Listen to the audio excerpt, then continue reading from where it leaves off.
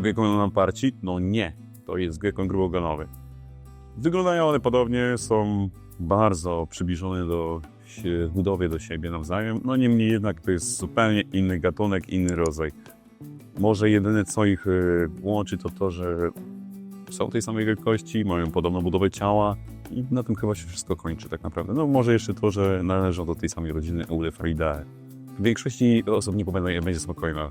To jest właśnie też coś, co je łączy ze sobą. Gekony lamparcie z grubogonowymi będą raczej stałe w jednym miejscu, tak jak lamparcie. Nie będą jakoś specjalnie szybkie, nie są specjalnie agresywne, ale pamiętajcie, to, że nie są, to nie znaczy, że nie muszą być cały czas. Mogą czasem użreć pasa. Ja na przykład miałem tutaj taką sytuację, że ugryzł mnie aż do krwi w kciuk, nie?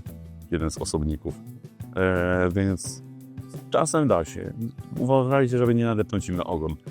Gekony grubogonowe, w przeciwieństwie do lamparcich, występują w zachodniej Afryce.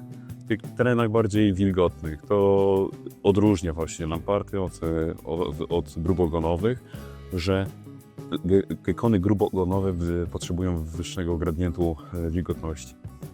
W naturze występują dwie odmiany kolorystyczne tak naprawdę tej jaszczurki. Będzie on stripe, tak jak tutaj właśnie ten przedstawiciel. Ma taki biały grzbiet, pas wzdłuż kręgosłupa, od pyska ciągnący się. Oraz taki naturalny wygląd, który właśnie nie pokażę Wam w tym momencie, będzie na przebitce. Jest on klasyczny w ubarwieniu, nie ma nic takiego szczególnego wyróżniającego go. Można powiedzieć, że to jest ta sama odmiana tak naprawdę, jedna i druga, tylko właśnie, jak możecie zobaczyć, też ma takie pasy jak przywlekane obok wzdłuż ciała, tylko że wzdłuż kręgosłupa już tutaj w strajpie się ciągnie właśnie taki pasek, a u tych klasycznych takiego czegoś nie ma. Ale za to w hodowlach właśnie tych gekonów grubogonowych bardzo dużo występuje odmian niewystępujących w naturze. Ludzie dość prężnie z nimi pracowali, dużo imbredowali w sumie, żeby stworzyć wiele właśnie fajnych odmian kolorystycznych. Więc jeśli Wam się podoba na przykład bardziej pomarańczowy gekon i uważacie, że to nie jest jaszczurka dla mnie, bo jest taka ciemna, brązowa, to nie są moje ulubione kolory, to możecie jednak znaleźć na rynku też wiele innych ciekawych odmian kolorystycznych, które mogą Wam się spodobać. Samce gekona grubogonowego są zwykle agresywne, to znaczy jeśli byście chcieli połączyć 2 do 1 terrarium, czyli parkę, to najlepiej, żeby to było jednak trio, żeby samiec nie wymeczył Wam samicy. Z tego też względu terrarium dla takiego tria będzie odpowiednio większe. Myślę, że minimalne wymiary dla 1-2, czyli 2 samic i 1 samca, to będzie komfortowe 60 na 60 na 40 cm wysokości. My takie właśnie stosujemy u siebie i jest jak najbardziej odpowiednie. Trzeba zapewnić dość dużą ilość kryjówek, aby każdy osobnik mógł się gdzieś schować, czy to pod roślinami, kępą roślin gęstą, czy to pod tubą, czy to pod korzeniami i tak dalej. One lubią jednak się chować w takich norkach, takich dziurach. Tak jak tutaj ten jeden osobnik, który miał się Wam przedstawić, ale stwierdził, że woli się ukryć jednak przed Wami. To też właśnie pokazuje fajnie, że gekony grubogonowe nie są dzienne, są bardziej nocnymi gatunkami, więc w ciągu dnia będą one raczej schowane, będą się ugrywały i nie będą tak widoczne, nie będziecie mogli je obserwować tak naprawdę. Jak już wspomniałem, one występują w zachodniej Afryce, gdzie jest trochę wyższa wilgotność, więc też będziemy utrzymywać taką w terrarium. Będzie ona wyższa niż u gekonów lamparcich, to znaczy na poziomie około 50 do nawet 70%. Ziemia musi być półwilgotna, nie może ona być sucha. Pamiętajcie, żeby nie przysuszać ziemi, bo ona mocno pyli, żeby wasze gekony jakby nie wdychały tego całego pyłu i nie miały później problemów z płucami chociażby, czy drogami oddechowymi. Ale też z drugiej strony nie możemy zrobić im banienka, nie może być zbyt wilgotna ta ziemia, bo to też nie jest dla nich aż tak komfortowe. Stąd też właśnie powinniśmy utrzymać takie półwilgotne, takie niby sypkie, ale z drugiej strony właśnie nie płynące podłoże. Tak jak tutaj właśnie w tym przypadku tutaj możecie zobaczyć. W terrarium też będziemy utrzymać trochę wyższą temperaturę. Z tego też względu będzie Wam ciężej zrobić tak, żeby cała ziemia nie była zbyt sucha. Z tego też względu większość hodowców jednak stwierdza, że lepiej trzymać się na ręcznik papierowy.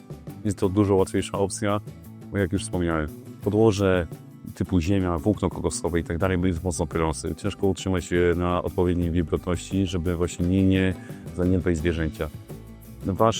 Moją radą dla takich początkujących osób, jeśli nie jesteście pewni, czy dacie radę, lepiej na początku faktycznie zagospodarować terrarium, czy też pojemnik hodowlany, w którym będziecie mieli zwierzęta, ręcznik papierowy i do tego osobną kryjówkę wilgotną, typu nawet pojemnik po lodach z otworami z boku, gdzie będzie na przykład wermikulic, ziemia, cokolwiek mocno wilgotnego, nawet ręczniki papierowe, które będą nawilżone mocno, żeby te zwierzęta mogły jednak sobie też wybrać miejsce, w którym będą bardziej komfortowo się czuły i gdzie będą chciały się schować. Tak naprawdę. Ze względu na to, że te gekony nie lubią się zbytnio spinać, nie są do tego przystosowane, ich paluszki są jednak malutkie, jak pewnie zdążyliście zauważyć, takie słodziutkie, tłuste, małe, nie pomagają im, nie umożliwiają do wspinania się, więc terrarium w wysokości 40 cm jest jak najbardziej odpowiednie, ale z tego też względu powinniście zapewnić dużo kryjówek naziemnych. Połowinek tub, kokosów, czegokolwiek, pojemników, żeby mogły się schować jakby bezpośrednio pod taką tubą. Żywią się one głównie żywymi owadami. To znaczy tylko i wyłącznie tymi żywymi owadami. Nie będą jadły Wam żadnych papek, żadnych mieszanek, gerberków, czegokolwiek. Tak naprawdę one będą się interesowały tylko i wyłącznie żywym pokarmem i w przypadku, kiedy będą one zdrowe, dobrze wykarmione, będą gromadziły swoje zapasy odżywcze w ogonach. Im grubszy ogonek, tym lepiej. To znaczy, że są lepiej najedzone. Ale pamiętajcie też, żeby nie przytłuścić organizmu, bo to też nie jest do końca zdrowe. Zbilansujcie diety. Karmcie dorosłe osobniki nawet co trzeci dzień albo co drugi, jak wolicie, jak jesteście w stanie. Tylko pamiętajcie, żeby wtedy też odpowiednią ilość wrzucać pokarmu do takiego terrarium, żeby gekon jednak za dużo nie zeżarł, żeby nie przytył. Gekony grubogonowe mają tendencję do odrzucania ogonów. Tak jak w tym przypadku możecie zobaczyć, jest on zregenerowany. Powinien być dłuższy, grubszy najprawdopodobniej jeszcze, ale ze względu na to, że doszło do pewnie u hodowcy niemiłej sytuacji, to musiał odrzucić taki gekon właśnie ogonek i jak widać, jest on taki króciutki, kikutek i taki zdeformowany, nie jest on tak jak powinien wyglądać.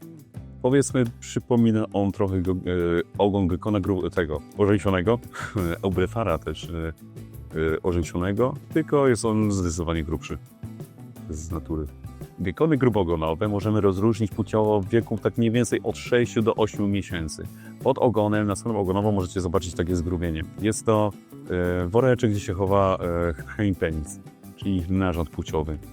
Samice nie będą go posiadały tak naprawdę. I jak wspomniałem, to mniej więcej od 6 do 8 miesięcy jest to widoczne, to znaczy, że w tym wieku samiec już jest mniej więcej dojrzały płciowo, co też nie oznacza, że to jest odpowiednie, żeby on się rozmnażał. Samice dojrzewają w wieku tak od 1 do 1,5 roku płciowo, ale to też nie będzie odpowiednie. Ja bym zalecał, żebyście nie rozmnażali ich szybciej niż 2 lata. To też właśnie jak będziecie trzymali je w terrarium, to do okresu, jak one będą miały 2 lata, muszą być rozdzielone. Samice jesteście w stanie trzymać w jednym terrarium. One nie będą agresywne wobec siebie, nie będą przejawiały tej agresji. Niemniej jednak nie jest to też powiedziane, że nie zaczną się kłócić. Musicie mieć z tyłu głowy zawsze, że nieważne jaki gatunek, nieważne jakie zwierzę będziecie posiadali, będą momenty, którymi może się odbić, nie? I mogą nagle zacząć się zżreć. Więc przygotujcie na wszelki wypadek jakiś pojemnik, jakiś terrarium, cokolwiek, gdzie będziecie mogli przytrzymać kolejnego osobnika osobno. Jeśli chodzi o inkubację jajek, będzie ona się odbywać na poziomie około 26 do 30 stopni Celsjusza. Też to musi być stała temperatura, najlepiej, żeby była ona tak po środku, powiedzmy 28 będzie najbardziej komfortowe i jajka będą się inkubować w okresie od 40 do 70 mniej więcej dni.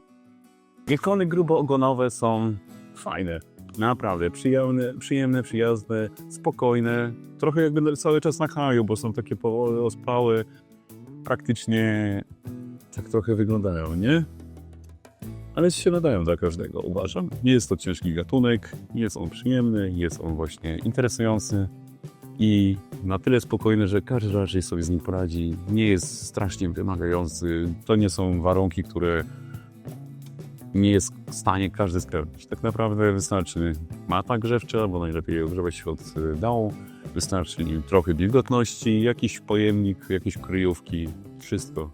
Jest to łatwy, fajny, ciekawy gekon i też interesujący wyglądowo. Myślę, że raczej dużo znajdzie się zwolenników tego gatunku i fajnie by było, jakby się stały trochę popularniejsze.